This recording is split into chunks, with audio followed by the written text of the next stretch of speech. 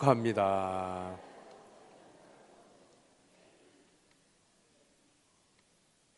하나님께서 행하신 가장 크고 위대한 일이 있다면 말씀으로 천지를 창조하신 일이고, 그리고 그 다음으로는 아마 예수님을 죽은 자 가운데서 다시 살리신 이 부활 사건이라고 저는 그렇게 믿습니다.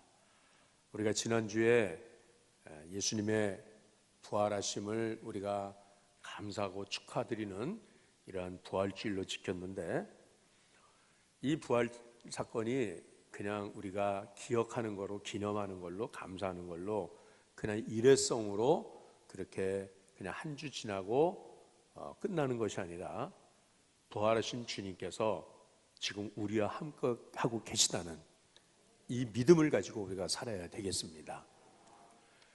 여러분, 주님께서 부활하신 후에 하나님 나라 보좌로 가시기까지 얼마 동안 이 땅에 계셨죠? 40일을 부활하신 주님께서 제자들에게 여러 번 보이셨고, 또 많은 사람들에게 그 부활의 증거를 주님께서 보이셨습니다. 40일 동안 이 땅에 더 계신 것은 부활하신 주님을 만나게 하시고 부활 신앙으로 살도록 그렇게 하시기 위해서 40일을 계셨어요. 그렇다고 하면 우리가 지난주 부활주일을 지키고, 그리고 지금 부활하신 주님께서 오늘 여기에 우리와 함께 하심을 믿습니다. 그런데 얼마나 우리는 한 주간을 정말 그 부활하신 주님을 만났고, 그리고 그 부활하신 주님을 통해서 내 삶이 부활 이전에, 예수님 부활 이전의 삶과 주님 부활하신 이후의 삶이 어떻게 변화되어지고 또 어떻게 살아가고 있는지, 이것을 오늘 이 본문을 통해서 살펴보려고 합니다. 오늘 말씀의 제목을 그래서 부활 이후다 이렇게 잡았습니다. 거의 대부분 절기는 그 해당되는 주일, 그 주일로 끝납니다. 그러니까는 부활주일 당연히 부활의 메시지 전하고, 그리고 그 다음 주일은 예수님 부활과 아무 이제 관계없는 그런 말씀들을 또 많은 목사님들이 하시죠. 저도 그렇게 또 했었고요. 그런데 이번 주는 제가 지난주일 우리가 부활주일을 지켰는데, 그러면 그 예수님의 부활을 통해서 이후의 나의 삶은 지금 어떻게 달라졌는지, 어떻게 변화되어지는지, 나는 예수님의 부활로 인해서 나는 어떠한 그리스도인으로 살아가고 있는가라고 하는 것을 저 자신이 심각하게 물어보고 살펴보니까, 오늘 이번 주일에도 예수님의 부활 그 말씀을, 부활 이후의 말씀을 전해야 되겠다 해서 오늘 이 말씀을 전하게 되었습니다. 오늘 이 본문에 예수님의 제자들이 예수님이 십자가에 처형당하시고 그리고 3일이 지난 그 안식구 첫날, 제자들은 그 저녁 때에 한 곳에 모여 있었습니다. 그곳은 바로 예수님과 마지막 만찬을 나눴던 마가의 다락방이었습니다. 그런데 물론 그 안식구 첫날에 예수님이 부활하셨다고 하는 소식을 여인들이 제자들에게 가서 전하지 않습니까? 그런데 그 소식을 듣고도 제자들은 예수님의 부활을 믿을 수가 없는 거예요. 그래서 오늘 이 19절 말씀 한번 읽어보시겠습니다. 19절, 자 시작.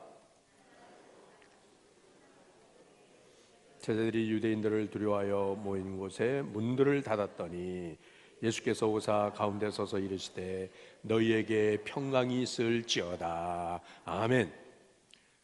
오늘 이 저녁, 예수님 부활하신 그날 그 저녁 어두운 시간까지 제자들은 그 모인 그 다락방에 모여서 문들을 걸어 잠그고 있었다는 거예요. 유대인들을 두려워하여 모인 곳에 문들을 닫았다.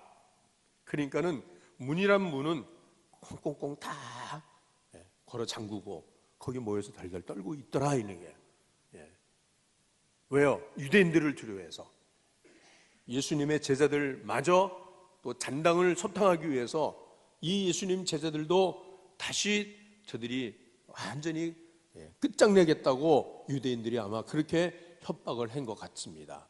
당연히 주님께서 십자가에 못 박혀 죽으셨으니까 우리도 끌려가서 우리도 체포당하면 죽을 것이다 라고 하는 두려움 때문에 저들은 그곳에 모여서 문이란 문을 다 걸어 잠그고 지금 두려움 가운데 떨고 있는데, 그런데 그때 부활하신 주님께서 저들 가운데 임재하셔서 너희에게 평강이 있을지어다 라고 그 주님은 그 두려워하는 제자들에게 평강의 선물을 주시는 것입니다.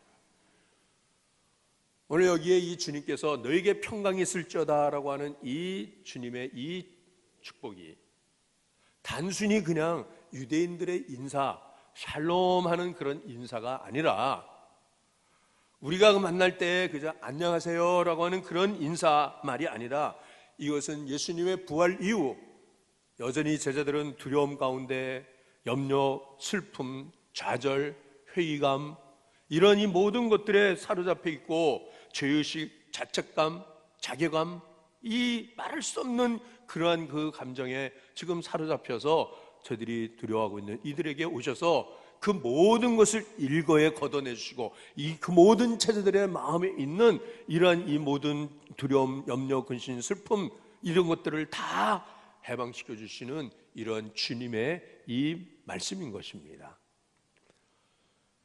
주님께서는 십자가의 처형을 당하시기 이전에도 여러 번 제자들에게 주님께서는 평강을 주신다고 말씀을 하세요. 요한복음 14장 27절 말씀에 주님께서는 평안을 너에게 끼치노니 나의 평안을 너에게 주노라. 내가 너에게 주는 평안은 세상이 주는 것과 같지 않으니 너희는 마음에 근심하지도 말고 두려워하지도 말라라고 말씀하셨습니다. 여러분, 우리는 세상에 주는 평안을 우리는 그거 나쁘다고 하지 않지 않습니까? 오히려 세상에 주는 평안을 구하고 있지 않습니까? 대부분의 사람들은. 그러니까는 돈을 많이 가지고 살면 평안하잖아요. 재물이 많이 있으면 평안하고, 또 건강하면 평안하고, 또 여러분 세상적 지위와 명예를 가지고 살면 평안하다고 그렇게 생각을 하는 거죠. 그렇지만은 그 어떤 것들보다도 세상이 주는 평안은 그것은 일시적인 것이고 그것은 순간적인 것이라는 거예요. 세상의 것으로 인하여서 진정한 평안이 과연 무엇이 있을까요? 지금 대통령 선거가 한참 이제 지금 준비하고 있는데 15명이나 대통령 되겠다고 나왔어요. 이 사람들이요. 예? 그야말로 우리 젊은 아이들 말로는 개나 소나 다 대통령 되겠다고 나온 것 같아. 미안해요. 닮아난 사람들이 또 나올 수도 있겠지만은 그렇게 해서 대통령 되면 뭐합니까? 전에 김영삼 대통령 그분은 청와대에 들어간 그날부터 청와대에 나오는 그날까지 나는 하루도 평안한 밤을 지낼 수 못했다고 그렇게 수련을 하더라고요. 대통령 되면 평안할 거예요. 대통령 되면은 세상 모든 거 다 가진 것 같이 그렇게 생각되어질까요? 그것이 아니지 않습니까? 세상에 무엇으로 진정한 평안을 얻을 수가 있겠느냐? 우리 주님이 주시는 평안이 우리에게 임해야 될 줄로 믿습니다. 오늘 이 시간에도 여러분 우리는 두려움의 영에 사로잡혀가지고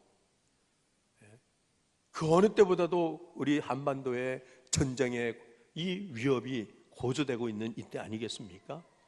북한의 핵무기가 평양의 그 여명거리를 자랑하며 누리고 있는데 그 어마어마한 큰 그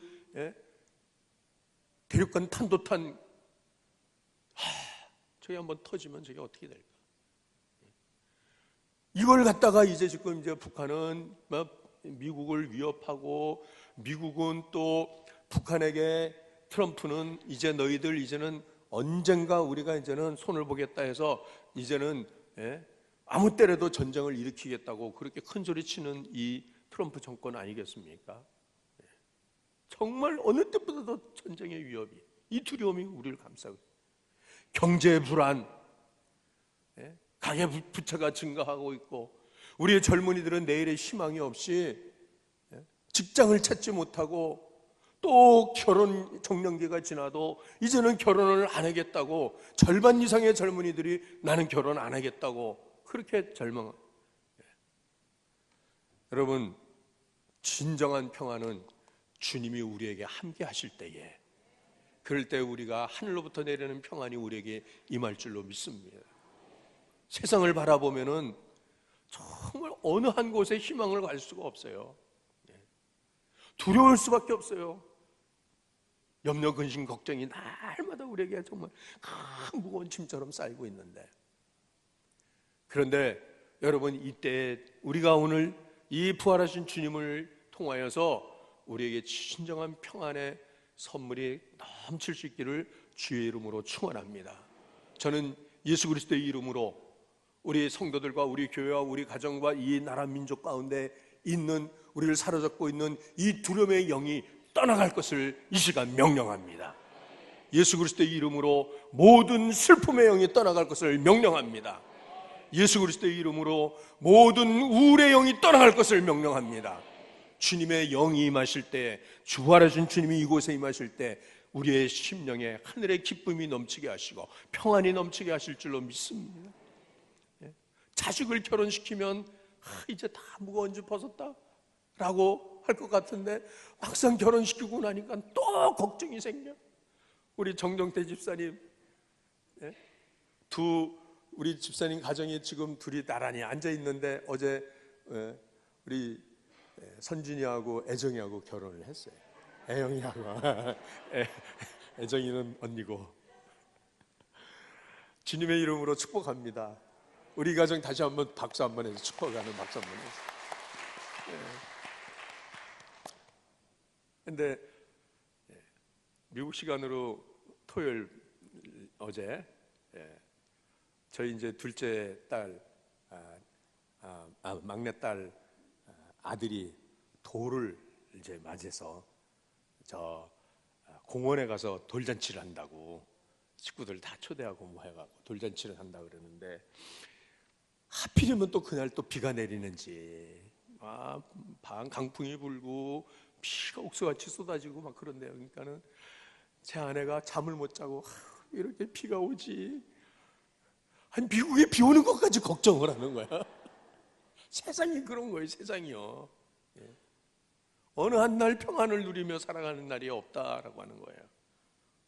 그러나 주님이 주시는 평안은 세상이 주는 것 같지 않더라. 진정한 평안이 우리에게 임하면, 그러면은 환경은 전혀 바뀌지 않았는데, 환경은 믿는 사람이나 믿지 않는 사람이나 다 똑같은 두렵고 슬프고 어렵고 환경 가운데 있을지라도, 우리 그리스도인은 주님이 여기 나와 함께 하신다는 이 믿음을 가지면은 우리는 담대히 살아갈 수가 있어요. 며칠 전에 우리 박현철 집사님이 롯데 호텔에 근무를 하잖아요. 거기에서 아주 직위가 높아요. 그래서 저와 아내를 초청을 했어요. 얼마 전에 개장한 롯데월드 타워를 구경시켜 준다고. 그래서 이 롯데월드 타워를 제가 그저께 갔었거든요. 123층, 얼마나 높아요. 거기 이제 120층서부터 3층이 이렇게 전망대로 돼 있어요. 근데 120층에 전망대가 시작되는 곳에 가면은 그 메인 플로어가 있고, 그 이제 창 쪽으로 보드워크라 그래가지고서 지금 쉽게 말하면 베란다처럼 이만큼이 허공으로 나가 있어요. 근데 그 보드워크는 투명 유리로 만들어 있어요. 투명 유리. 그래서 이 보드워크로 나간다는 거는 120층 높이의 하늘, 공중을 걷는 거예요. 밑에 내려놓은 게 아무것도 없어요. 그러니까는 아주 실감나게 제가 설명을 할게요. 여기까지는 본 건물이고, 여기서부터 이만큼은 유리로 돼가지고 나가려니까 완전히 공중을, 허공을 보는 거고, 오금이 저려가지고서는 한 발자국을 내디기가 어려운 거예요. 예? 선뜻 발길을 걷다 내딜 수가 없어. 그래도 제가 누굽니까? 그래도 아내를 데리고 갔는데 그래서 제가 조심하면서 한 발짝 딱 뛰었어요. 그리고 또 한 발자국을 뛰었어요. 야, 이거 믿음으로 걷는구나. 제가 이만큼 나가갖고 여보 빨리 와 오라고 그랬더니 자기 못 걷는데 안 간대, 못 간대. 벌벌 떨면서 못 간대. 그래도 오라고 그랬더니 이제 겨우 이렇게 오더니 제 손을 딱 잡고서 결혼식 할 때처럼 조심조심 한 발짝 한 발짝 나오는 거예요. 나오면서 여보 나는 아래를 내려볼 수 없어. 나는 하늘을 보고 걸을게 하면서 하늘을 바라보면서 한 걸음 한 걸음 따라 나오더라고요. 야, 이게 믿음이구나. 믿음이구나. 하늘을 바라보면서 내가 땅을 보고 내가 세상을 보면은 한 걸음 더 걸어갈 수 없는 엉거주춤 주저앉을 수밖에 없는 이 두려움, 이 어려운 이 우리의 삶 가운데서 하나님이 계시기 때문에 나는 매일매일 모든 두려움, 염려, 근심, 걱정을 떨쳐버리고 믿음으로 평강을 누리며 살게 되는 줄로 믿습니다. 유대인들은 이 이스라엘 사람들은 저쪽에서 사람이 오면은 뭐라고 인사하죠? 샬롬 인사예요. 샬롬. 평강이 있기를 바랍니다. 이렇게 인사합니다. 샬롬이 평강입니다.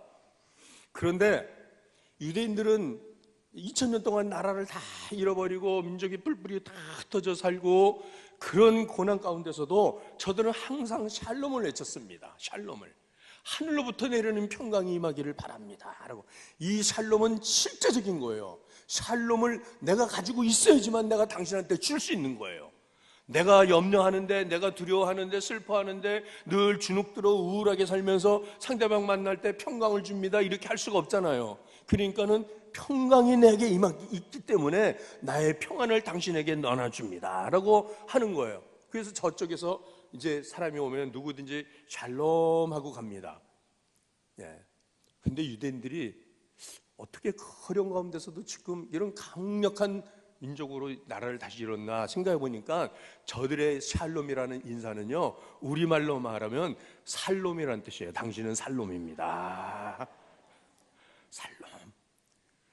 죽을 놈이 아니라는 거예요. 우리는 살롬이라는 거예요.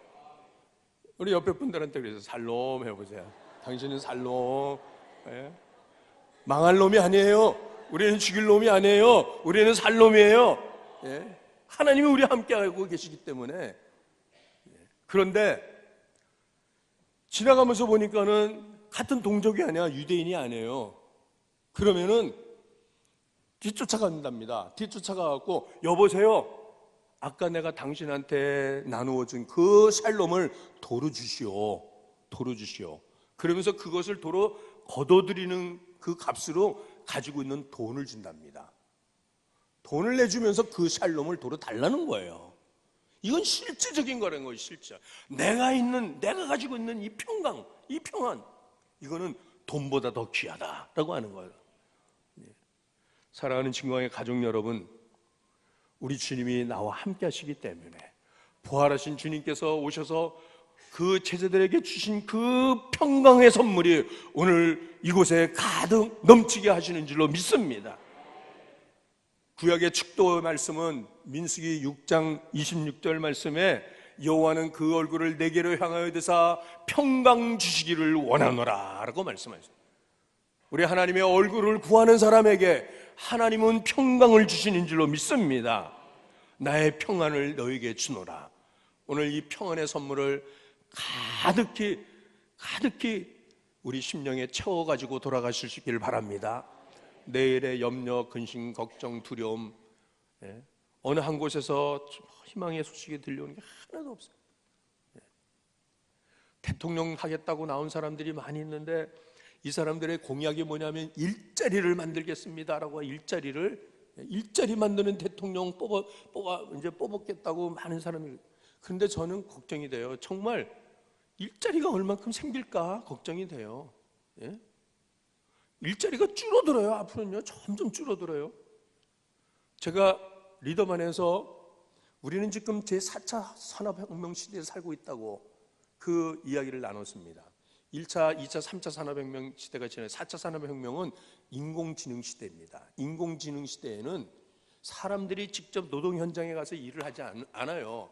다 로봇이 일을 합니다. 로봇이. 그래서 노동자들이 다 일터에서 다 쫓겨나요. 이제는요.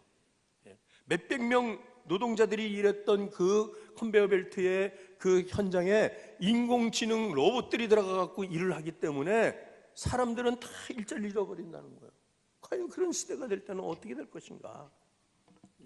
그런데 여러분, 오늘 우리 하나님께서는 이런 세상의 염려, 두려움, 걱정, 그 모든 것들을 오직 부활하신 주님이 함께 하실 때에 이 평강을 우리에게 주실 줄로 믿습니다.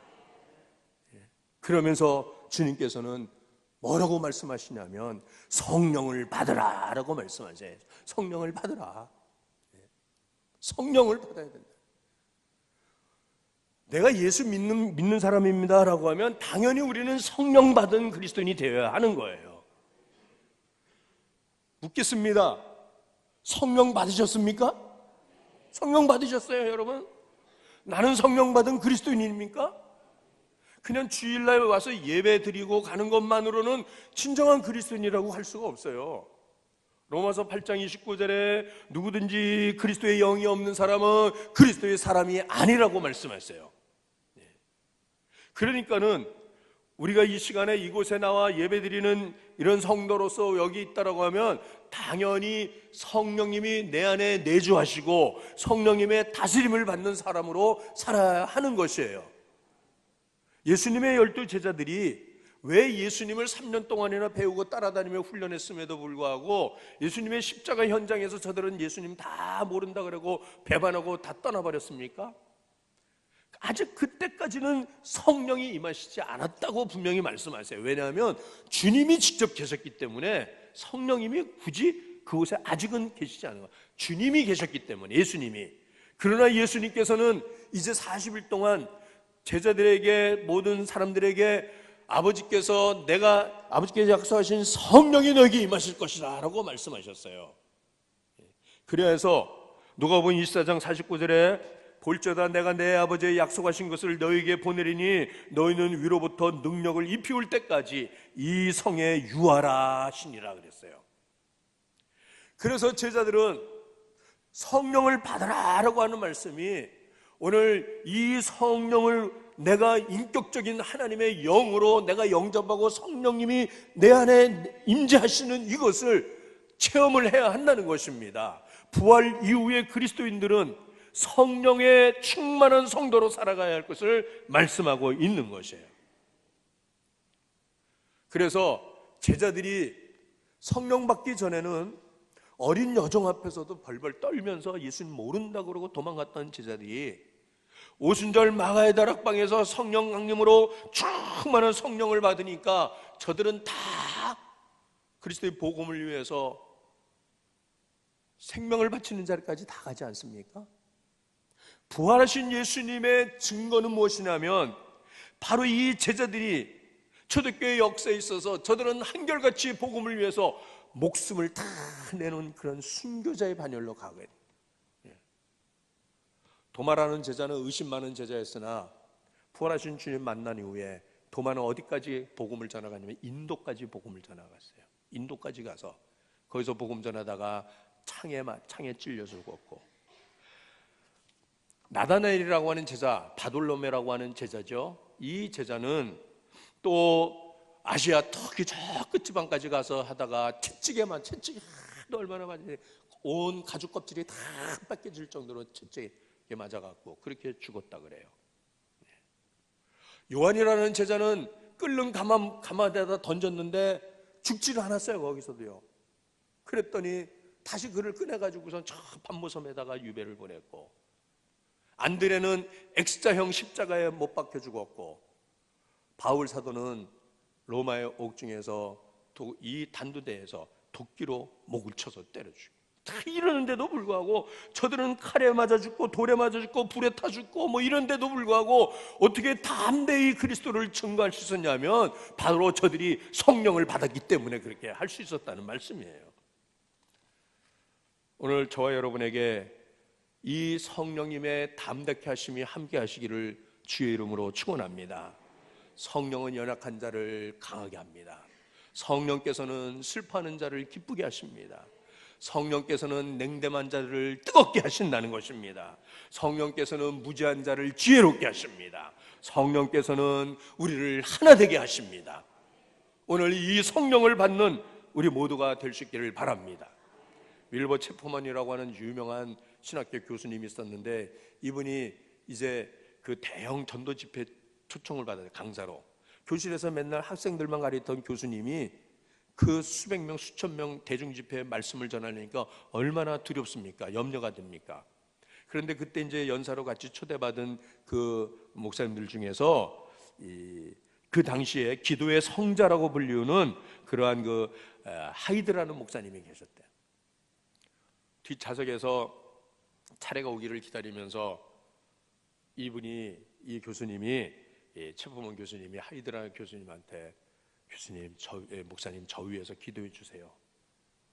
기도를 부탁했어요.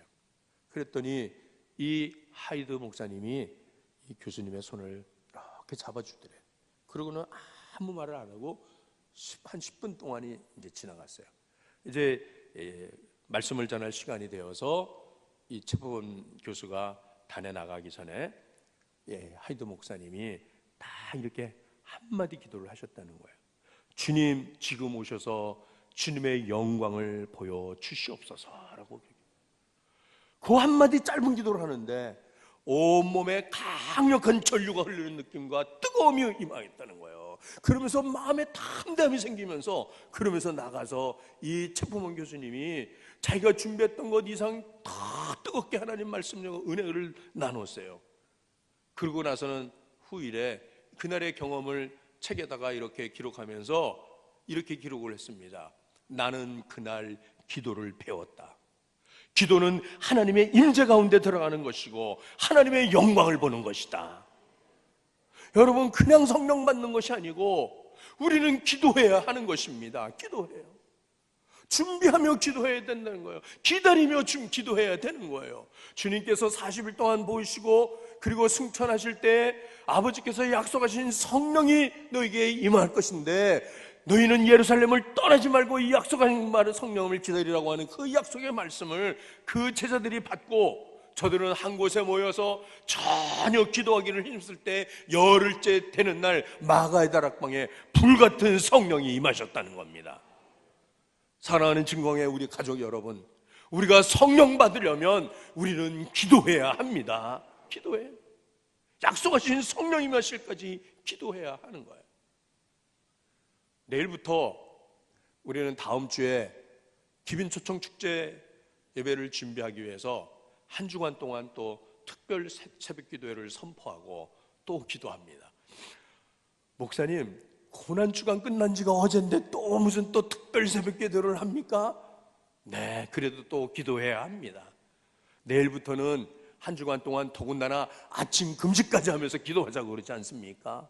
기도 외에는 이런 요가 나갈 수 없기 때문에 우리가 전도하기를 원하는, 우리가 구원받기를 원하는 그 영혼들을 바라보면서 그들을 하나님 앞에 올려드리면서, 하나님, 제가 이 새벽 제단을 통하여서 성령 받기 원합니다. 오직 성령이 임하실 때에, 사도행전 1장 8절 말씀에 오직 성령이 너에게 임하시면 너희가 권능을 받고 예루살렘과 유대와 사마리아 땅끝까지 이르러 내 증인이 되리라 라고 하셨으니, 여러분, 우리는 한 주간 동안 우리가 기도해야 할 것 아니겠습니까?